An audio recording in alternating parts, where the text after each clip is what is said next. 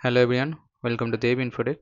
আজকের এই ট্রেনিং সেশনে আমরা দেখব কি করে আপনারা মার্ক ইআরপি সফটওয়্যারে যেসব পার্টি ক্রিয়েট করেছেন তাদের ডিটেলসগুলোকে কি করে এডিট অথবা মডিফাই করবেন এবং কি করে প্রয়োজনে সেই পার্টিগুলোকে ডিলিট করবেন।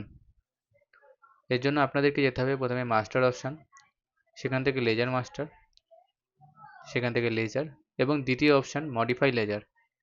এই অপশানে ক্লিক করার পরে কিবোর্ডে সেই পার্টির নাম লিখে আপনাদের সার্চ করে নিতে হবে যে পার্টিকে আপনারা এডিট করতে চাইছেন অথবা ডিলিট করতে চাইছেন।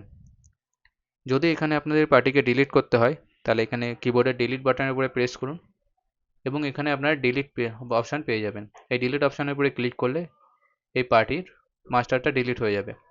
এবং যদি এখানে কিছু এডিট করতে হয় তাহলে পার্টির নাম সার্চ করার পরে সেই পার্টির নামের পরে F3 বাটন প্রেস করুন এবং যদি আপনারা ল্যাপটপ ইউজ করেন তাহলে FN বাটনের সাথে F3 বাটন প্রেস করুন।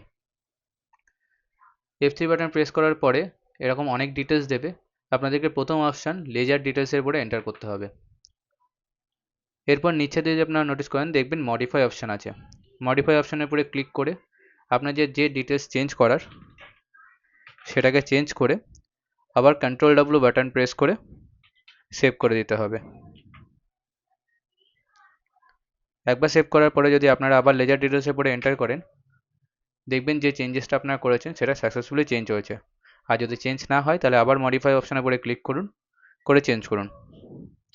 এরপর এস্কেপ বাটন প্রেস করে বাইরে চলে আসুন। এছাড়া আপনারা বিল বানানোর সময়ও সেই পার্টির নামের উপরে F3 বাটন প্রেস করে আপনারা মডিফাই করতে পারেন।